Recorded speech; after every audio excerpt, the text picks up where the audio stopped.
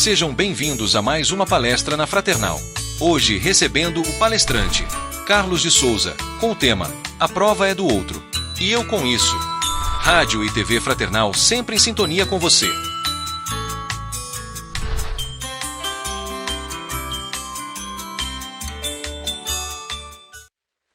Olá, minha amiga. Olá, meu amigo. Irmãos de fé, irmãos de caminhada. Amigos da TV e Rádio Fraternal.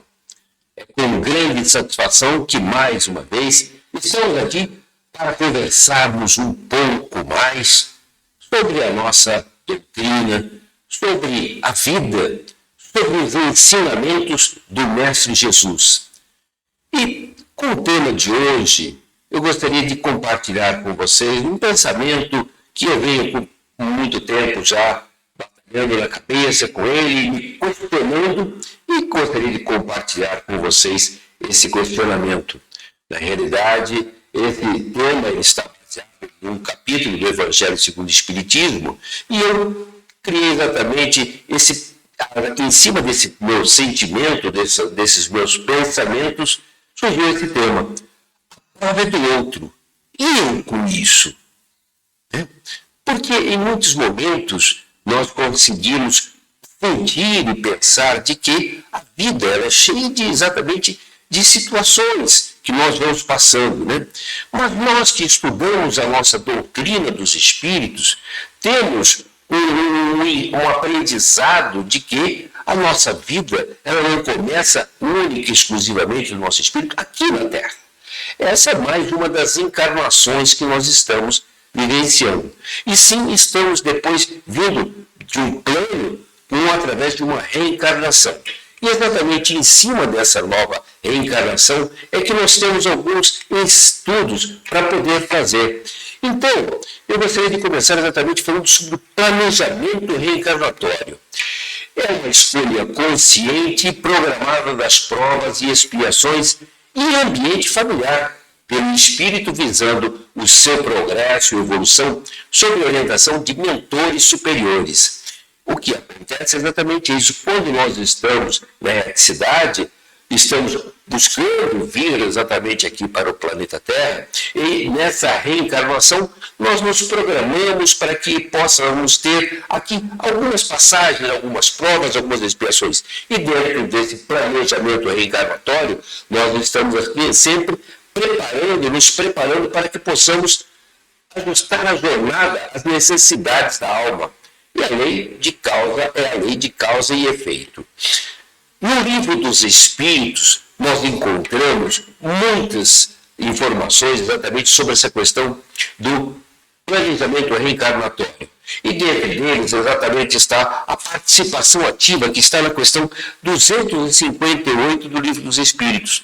O Espírito escolhe o gênero das provas que passará exercendo o seu livre-arbítrio. Quer dizer, nossa prova, nós escolhemos, nós sabemos, queremos, vivemos por uma necessidade, por aquilo tudo que a espiritualidade nos mostra. Nós temos uma necessidade de passar por certas situações. Então, estamos tendo uma participação, queremos passar ou queremos vivenciar certas coisas. E temos o tempo todo uma assistência espiritual, dos mentores espirituais experientes que ajudam no planejamento, especialmente para espíritos com menos experiência, como é o meu caso, né? Então, essa está na questão 262 do Livro dos Espíritos. O que é muito interessante é que nós temos o Livro dos Espíritos, não é somente uma questão do aspecto de entender aquilo tudo que o Espírito está passando aqui, mas nós temos que exatamente recebemos essa orientação da nossa passagem por aqui. Então, um dos fatores que acontece é exatamente o esquecimento. Embora o espírito saiba que vai reencarnar, a consciência dos detalhes do planejamento geralmente só surge momentos antes do renascimento. Essa está na questão 330. Por que nós temos o esquecimento? Porque é exatamente para que nós possamos ter, de cada situação, de cada momento que estamos passando, um aprendizado, e exatamente nesse desafio é que nós vamos amadurecendo e vamos crescendo dentro de toda essa nossa reencarnação. E o que é planejado? inclui o local de nascimento, a família, a estrutura física e os principais desafios ou aprovações necessários para a nossa evolução. Então, nós planejamos exatamente tudo aquilo que vamos passar. Né? Agora, exatamente disso aí, qual que é a finalidade? A finalidade da nossa reencarnação não é um castigo divino, muito pelo contrário, mas sim um processo educativo para o aperfeiçoamento da alma e as superações de falhas passadas. Porque é exatamente isso, nós não estamos aqui reencarnados para que possamos evoluir, e não de forma alguma um castigo divino, que muitas vezes a gente, em determinadas situações, a coloca, né? Isso é um castigo de Deus que eu estou passando. De forma nenhuma. É uma necessidade que nós temos para poder evoluir. E exatamente a ação e reação é a programação considera o nível de evolução moral e intelectual, bem como as dívidas das encarnações anteriores. E exatamente é isso o que mais o nosso irmão Allan Kardec nos trouxe, a questão da nossa evolução moral. Foi exatamente esse o objetivo que ele quis deixar com todo esse ensinamento da doutrina para que nós tivéssemos uma evolução moral. E o mais importante, nós temos o nosso livre-arbítrio. E o nosso livre-arbítrio realmente é algo que nós temos que exercitar, porque não podemos viver presos às amarras de achando que tudo isso eu tenho que cumprir. Não. Eu tenho que passar por certas situações, mas eu tenho livre-arbítrio, o meu espírito tem o livre-arbítrio de escolher aquilo que eu vou ou que eu não vou. Óbvio, se eu planejei uma determinada situação e pelo meu livre-arbítrio eu fujo daquela situação, com certeza isso vai ficar lá anotado, vai ficar marcado. E em outra reencarnação eu vou ter que repassar por isso. Não é castigo, eu não vou ter que passar por isso de novo, por esse sofrimento, muito pelo contrário. Eu vou ter que exatamente passar por essa situação para que eu possa, com isso, aprender. Mas eu tenho que usar sempre o meu livre-arbítrio. Como eu disse a vocês, esse capítulo que nós estamos conversando está dentro do capítulo 5 do Evangelho segundo o Espiritismo, é Bem-aventurados os aflitos, e o item que nós vamos estudar é o item 27, que é uma instrução dos espíritos, do espírito bernardino, o espírito protetor, e dever-se-á por termo as provas do próximo. E a questão que ele coloca, que Kardec coloca exatamente a questão 27, para que surja essa instrução. Deve alguém pôr termo às provas do seu próximo quando possa ou deve, vou ler novamente. Deve alguém pôr termo às provas do seu próximo quando possa ou deve, para respeitar os desígnios de Deus, deixar que sigam o seu curso. E o nosso espírito bernardino responde para Kardec e para todos nós. Vários trechos ele fala, e um das que eu destaco exatamente esse. Pensam alguns que, estando na terra para espiar, cumpre que as provas sigam o seu curso. Outros há mesmo que vão até o ponto de julgar que não só devem fazer para extenuar, mas que, ao contrário, devem contribuir para que elas sejam mais proveitosas, tornando-as mais vivas.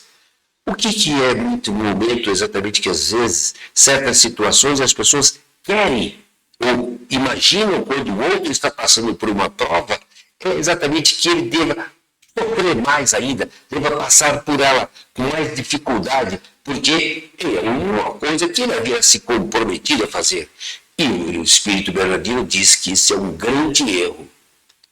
Não é porque eu me programei para passar por certas situações e que eu encontro um irmão no meu caminho e que ele deva, então, fazer com que a minha dificuldade seja crescida, que realmente ele eu possa passar por mais dificuldades ainda, para que, não, isso você está vivendo porque você se comprometeu. E é exatamente, em muitos momentos, às vezes as pessoas colocam que isso é um desígnio de Deus, né? E não é isso. Nós estamos exatamente dentro de cada prova passando por situações.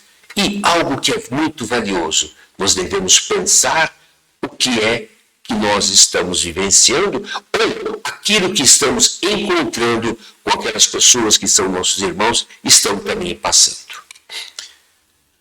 E passando Jesus, viu um homem cego de nascença. E os seus discípulos lhe perguntaram, dizendo, Rabi, quem pecou, estes ou seus pais, para que nascesse cego?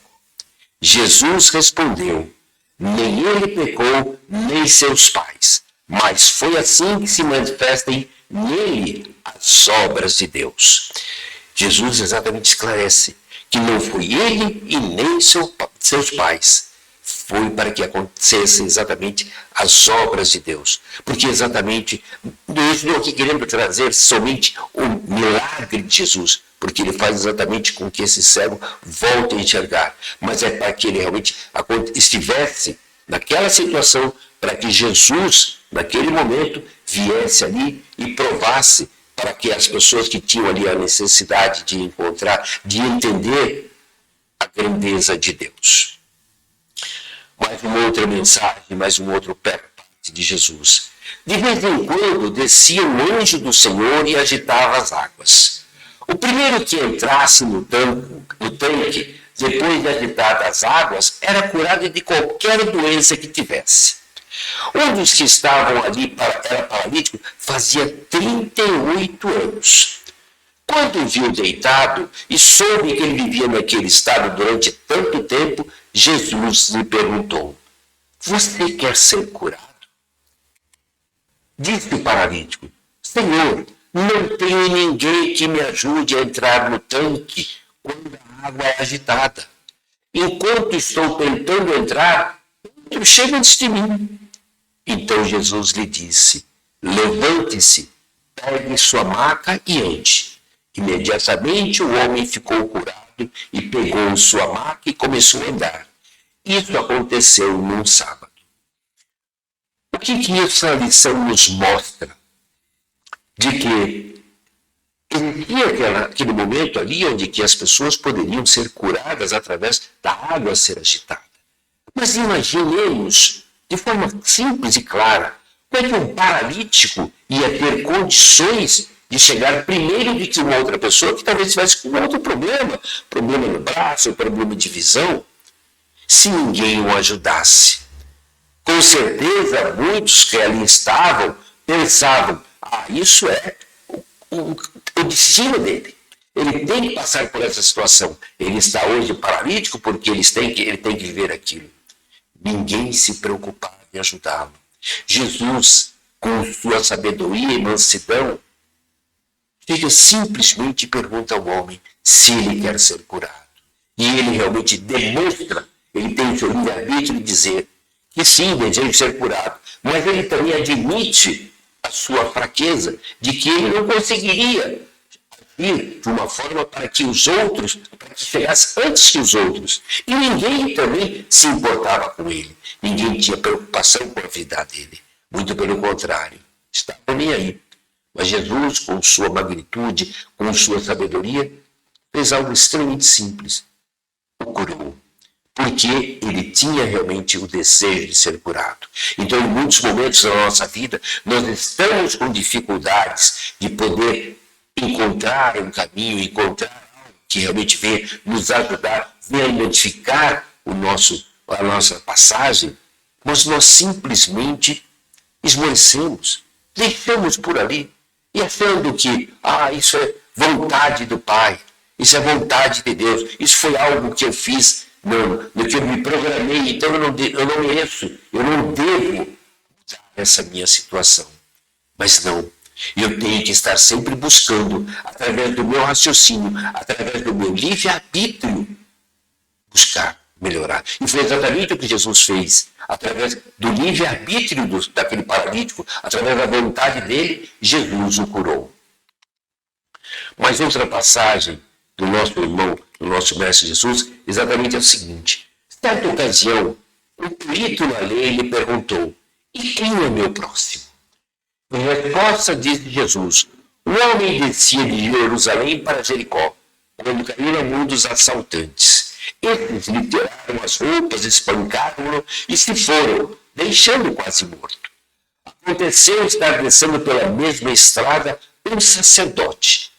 Quando viu o homem, passou pelo outro lado. E assim também o levita. Quando chegou ao lugar e o viu, passou pelo outro lado. Mas um samaritano, estando de viagem, chegou onde se encontrava o homem, e quando o viu, teve piedade dele. Aproximou-se, enfaixou-lhe as feridas, derramando nelas vinho e óleo. Depois colocou sobre o seu próprio animal e levou-o para uma hospedaria e cuidou dele. No dia seguinte, deu 2 denários ao hospedeiro e disse-lhe: cuide dele. Quando voltar, lhe pagarei todas as despesas que você tiver.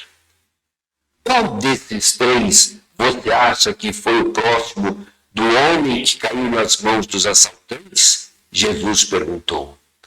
A resposta do perito foi: aquele que teve misericórdia dele. E Jesus disse-lhe: vá e faça o mesmo.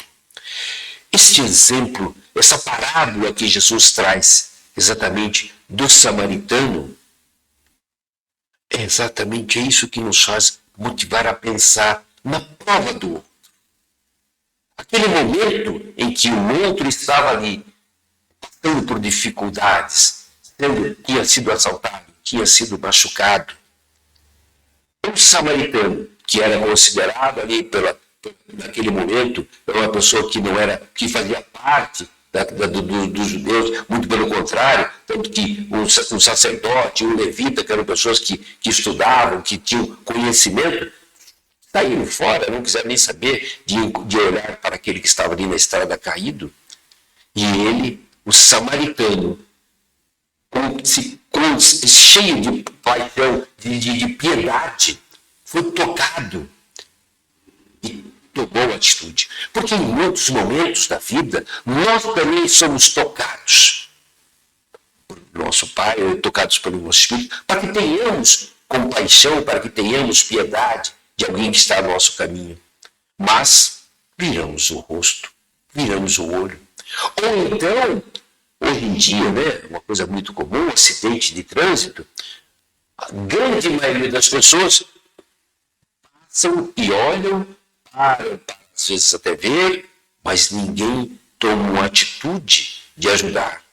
Fico esperando exatamente que o outro faça, mas ninguém tem a atitude de ajudar e de fazer como o samaritano, para que ele possa compartilhar de amor, daquilo que a pessoa está precisando, de compaixão, para que ele possa exatamente receber, naquele momento, o auxílio que ele estava precisando. E o samaritano nem perguntou de qual procedência que ele era, aquela pessoa que estava ali acidentada, nem perguntou qual era o nome ou de que nação que ele era, nada.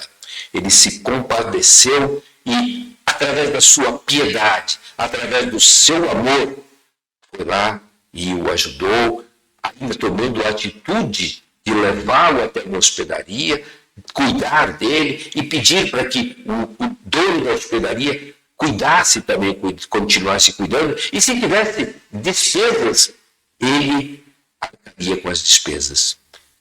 Isso exatamente demonstra o que Jesus quis nos mostrar, é de que vale muito mais o nosso amor ao próximo, o amor incondicional, do que pura e simplesmente o status e a posição que eu estou ocupando, ou então o pensamento: isso é um problema dele, isso exatamente ele está aí, e eu com isso, eu não tenho nada a ver com isso, isso é uma prova dele.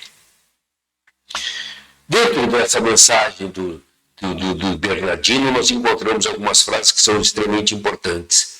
É a justiça de Deus, importa que siga o seu curso.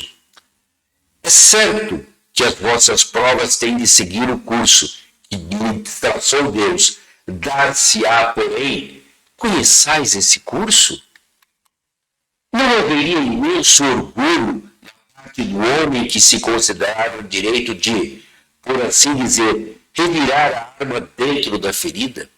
Porque tem muitos momentos em que o orgulho, né, o nosso orgulho, quando eu encontro alguém que está ferido, que está com dificuldades, aí exatamente eu aproveito a sua fragilidade, aproveito da situação que ele está vivendo, e aí sim eu vou lá e cada vez mais, como aqui o termo está sendo usado, reviro a arma dentro da ferida. Quer dizer, eu toco o dedo dentro da ferida e abro mais essa ferida, porque eu estou ajudando para que ele passe por essa situação, para que ele cumpra a sua prova. A prova é de quem pratica ou recebe. Eu gostaria de deixar aqui também alguns questionamentos de algo, palavras, situações para que nós pensássemos que essa prova é de quem a pratica ou de quem recebe. A injustiça social é uma prova daquela pessoa que está vivenciando a injustiça social, ou aquele que a provoca, ou aquele que, com o seu orgulho, com a sua arrogância, mantém o outro de uma forma injusta. E o preconceito é uma prova para quem pratica ou de quem recebe. Quantos e quantos preconceitos nós carregamos nas nossas falas, no nosso olhar, nas nossas atitudes com relação ao outro. Misoginia, algo que, independente da questão de leis, independente da questão de momento, mas é algo que nós precisamos repensar em muito sobre essa situação em que o mundo está vivenciando. Algo que realmente as pessoas precisam ter um bom senso de que entender de que não importa o sexo, todos somos espíritos que estamos aqui juntos nessa missão. A violência, quando nós praticamos ou recebemos, é prova de quem? A violência, em muitos momentos, não é somente a violência física, a violência verbal, a violência psicológica, que nós exercitamos ou recebemos. Isso é prova de quem? De quem pratica ou quem recebe. Assim como o racismo. E o racismo não é simplesmente porque nós aqui no Brasil tivemos uma formação com todo esse aspecto do povo que veio da África, que veio de outros países, mas isso é no mundo inteiro. As pessoas, por causa da sua raça, acabam criando barreiras para o outro e esquecem que todos somos espíritos que estamos aqui para evoluir. Então eu pergunto e gostaria de deixar esse questionamento. O racismo é uma prova para quem pratica ou para quem recebe. Assim como a fome e miséria. A fome e miséria. E não somente a fome e a miséria no aspecto do alimento. Em muitos momentos, nós praticamos a miséria no aspecto moral, no aspecto social, como também a fome material, ela é provocada e muitas vezes pelo egoísmo, pelo orgulho, pela ganância. E essa prova é de quem pratica ou de quem recebe? Sabeis se a providência não vos escolheu, não como instrumento de suplício para agravar os sofrimentos do culpado, mas como bálsamo da consolação para fazer cicatrizar as chagas de que sua justiça abrirá? Essa é uma pergunta muito valiosa. Porque será que nós que estamos em contato com aquelas pessoas que estão passando por uma dificuldade, por uma provação que às vezes é muito mais forte do que ela imaginava, e nós estamos naquele caminho? Será que nós não estamos ali? Nós não fomos colocados pela justiça divina, por Deus, pelos Espíritos, por toda a espiritualidade, para que nós possamos ajudar a atenuar aquela dor? Ou pura e simplesmente nós queremos que aquelas chagas, que aquelas cicatrizes, elas se abram cada vez mais? Essa é uma frase, um ditado popular, que a gente acaba às vezes até ouvindo, né? ema, cada qual com seus problemas, né? Isso até virou até o tema de um podcast de brincadeira, uma piada. Mas quantas vezes nós não usamos essa frase, essa expressão, quando vemos alguém passando por uma situação difícil? Ema, cada qual com seus problemas. Eu não tenho nada a ver com isso. O problema é dele, não é meu. Mas outra pergunta que eu gostaria de deixar: como é nosso relacionamento com os ex? E esse ex, eu não estou me referindo ao ex-marido, à ex-esposa, ao ex-namorado, à ex-mulher, não, à ex-namorada, não é nada disso. Eu estou me referindo ao ex-drogado, ao ex-presidiário. Como é que é o nosso relacionamento? Nós acolhemos e damos a oportunidade para que ele possa voltar a evoluir, ou simplesmente criamos mais uma barreira no seu caminho para que ele não consiga transpor aquele momento em que ele estava passando? E naquela dificuldade que ele vai encontrando, cada vez mais ele fique mais distante do nosso amor, do nosso crescimento. Então, como é que é o nosso relacionamento com os ex?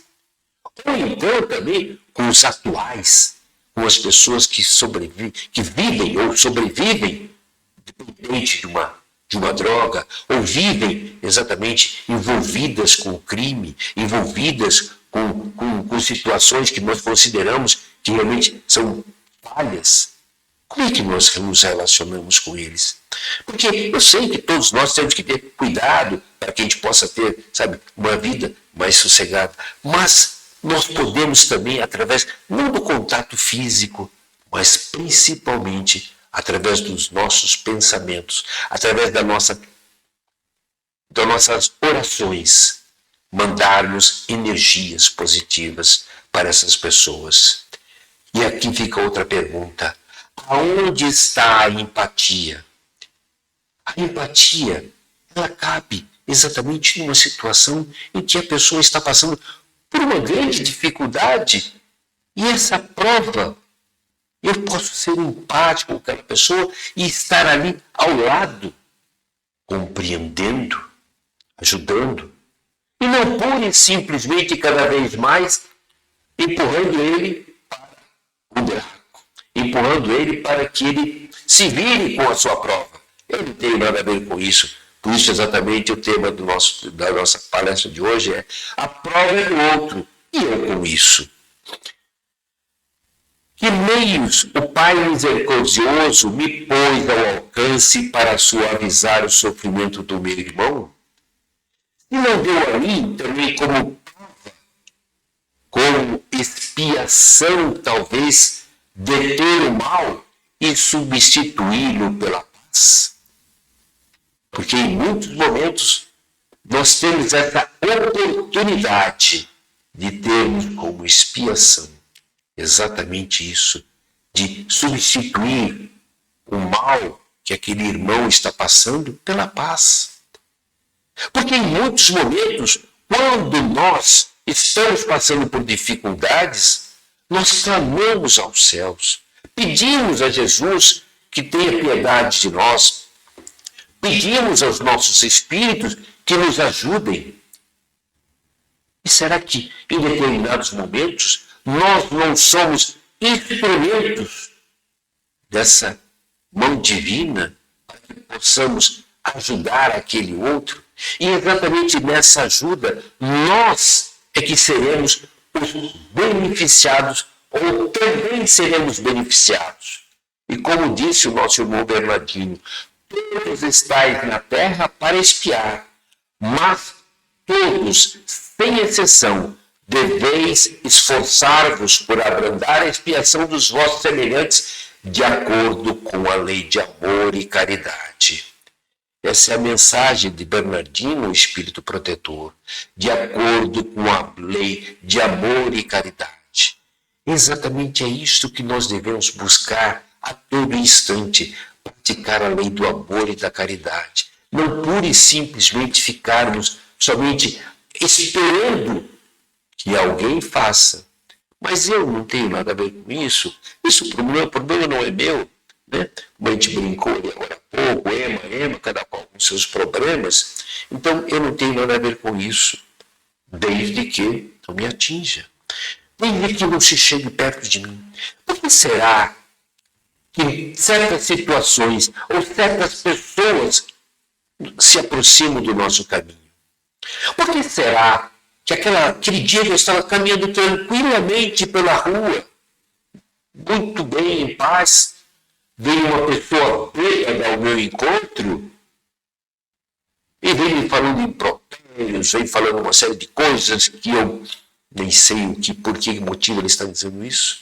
Isso me fez lembrar de Chico Xavier, que aconteceu com ele exatamente. Tem uns livros que contam que Chico sempre andava por um caminho lá em Pedro Leopoldo e daqui a pouco ele encontrava uma pessoa que vinha lá, um bêbado, conversar com ele e falava um monte de besteiras e Chico ficava totalmente envergonhado, ficava encabulado e tentava sempre evitar e saía fora. E chegou um dia que Chico começou, ele vinha numa calçada, Chico começou a mudar de calçada. Passou uma terceira vez, o Espírito Emmanuel falou para ele: por que você está fazendo isso? Chico disse: porque ele fala os palavrões, porque ele fala umas coisas, e eu não quero compartilhar, não quero ouvir.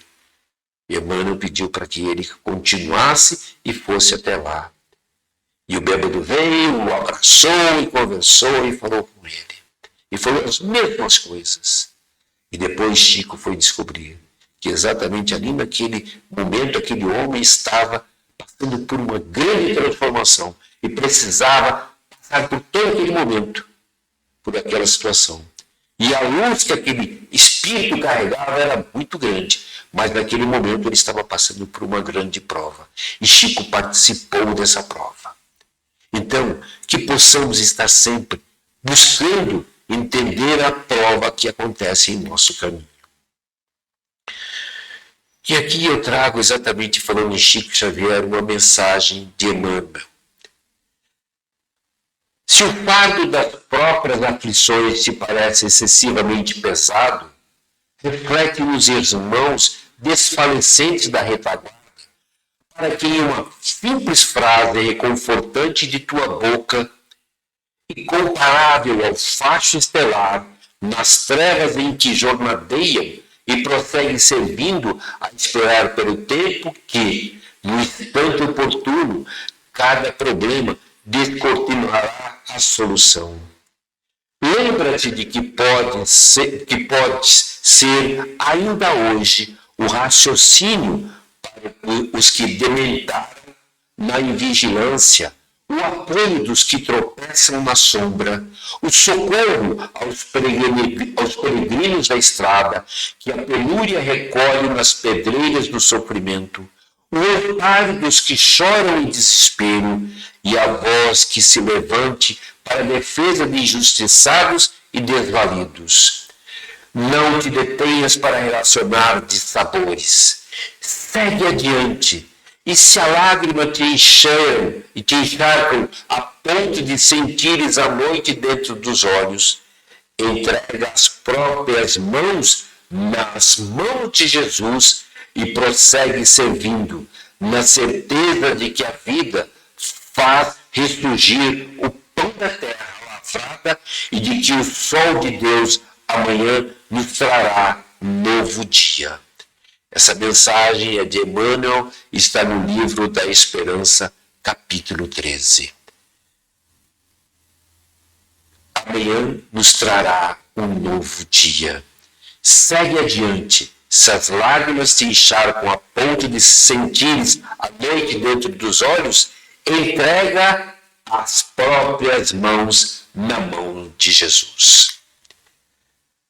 O nosso lema da doutrina dos Espíritos é: fora da caridade não há salvação. Eu gostaria de encerrar deixando com vocês mais um questionamento. Qual caridade pratico? Material ou de amor ao próximo? Qual caridade pratico? de amor incondicional ou simplesmente somente é material e já me sinto que com isso eu estou cumprindo a caridade? Será que em determinados momentos que nós recebemos certas situações da prova do outro no nosso caminho, nós não estamos sendo conclamados a aplicar e praticar o amor que Jesus teve por nós, que é o amor incondicional? Porque não que seja simples, mas é algo que, a grosso modo, é mais fácil a gente praticar. A caridade material, não estendida, o apoio material mesmo, isso, a grosso modo, é mais fácil. Agora, o amor incondicional, eu ajudar, eu amar, sem ter esperar retorno, ajudar aquele que está passando por uma prova difícil, ajudar aquele que está passando por uma dificuldade, ajudar um irmão que está tendo um momento de um grande desafio. Quando eu me entrego, quando eu faço com amor incondicional, sem esperar nada em troca, eu estou simplesmente praticando aquilo que Jesus me deixou, aquilo que Jesus me ensinou, aquilo que Jesus fez por mim, que é amarás a teu próximo como ti mesmo. E muito obrigado mais uma vez.